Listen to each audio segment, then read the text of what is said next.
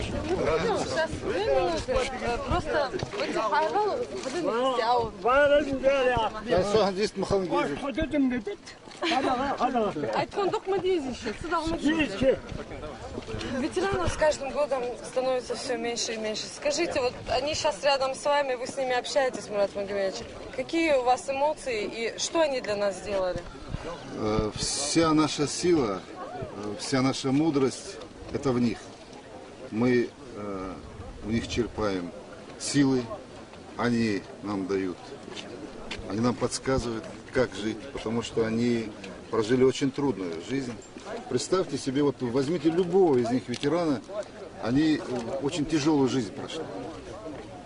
Все ветераны вот всего бывшего Советского Союза, они вдвойне прошли. Почему? Потому что находиться на фронте, вот посмотрите, вот подряд, вот я уж не говорю о других, вот 3 значит, медали за отвагу, их так просто не дают, тем более тогда. Вот подряд 2.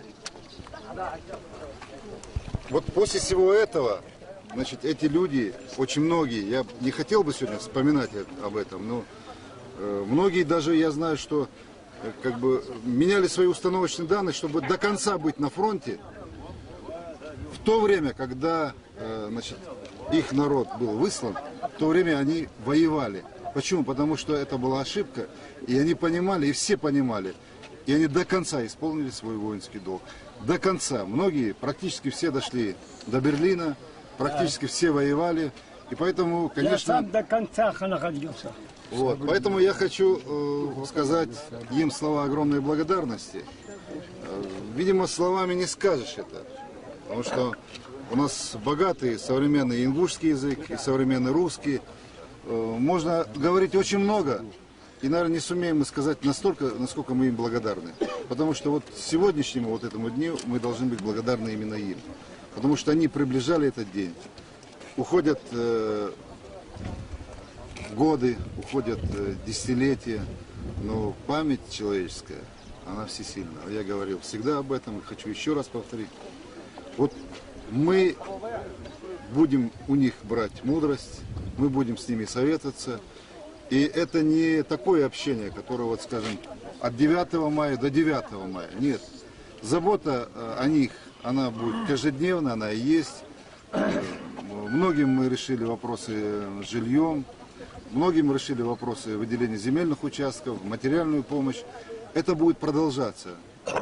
При всем при том, что у нас очень много проблем, и как бы для маневра, скажем, больших-то средств нет, но на них, на этих людях, на этих святых людях мы экономить не будем. Почему? Машина АК это начало? Ну, машина АК, да, я вот об этом говорил, не первый раз говорю, да, вот был 9 мая, тот праздник, мне даже вот кое-кто из советников сказал, что вот, может быть, Мурат Магомедович, что вы поторопились, надо было вот с 9 мая до 9 хотя бы, вот так вот растянуть. Я сказал нет, с 9 до конца года и все получили машины, все получили. И более того, просто сейчас есть программа, работники тыла, которые обеспечивали тоже вот эту Великую Отечественную войну, значит, они тоже, к ним тоже отдельная программа, мы будем им тоже оказывать помощь. Почему? Потому что одно дело, когда на фронте, другое дело, когда тыл тоже работал. Вся страна работала слаженно. Посмотрите, что я с огромной радостью всегда это подчеркиваю и хочу сегодня особо подчеркнуть, то, что вот Малгобекнефть, вся наша авиационная промышленность, вся авиационная техника в годы Великой Отечественной войны воевала на бензине. Вот для многих, то есть на горюче-смазочных материалах именно с Малгобекнефть. Поэтому, конечно, здесь вот республика очень много сделала, и народ очень многое сделал. Посмотрите, мы не говорили долгие годы о участниках Брестской крепости. А сколько их? Их очень много. Весь призыв тогда из Чечено-Ингушетии ушел в Брестскую крепость. Об этом тоже надо говорить. И память человеческая, она не должна быть короткая, особенно у ингушей, особенно у граждан юга России, потому что гитлеровцы рвались именно сюда, на юг России. Они понимали, что захвати Грозный, Малгобек, и потом еще Баку, и все. И война решена была, потому что они рвались к нефтепродуктам, потому что вся машина работала бы на, значит, нефтепродуктах именно юга и конкретно вот Баку.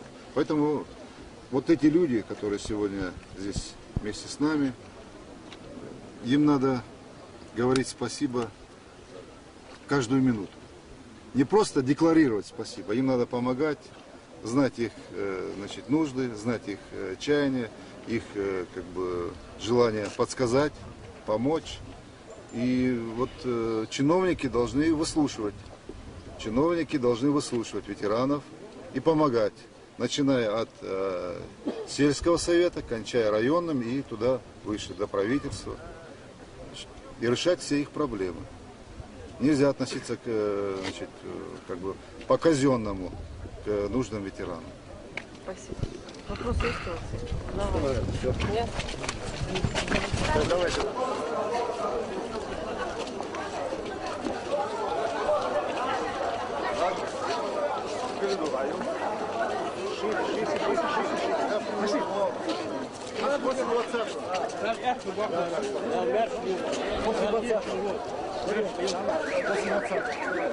Коридор сделайте.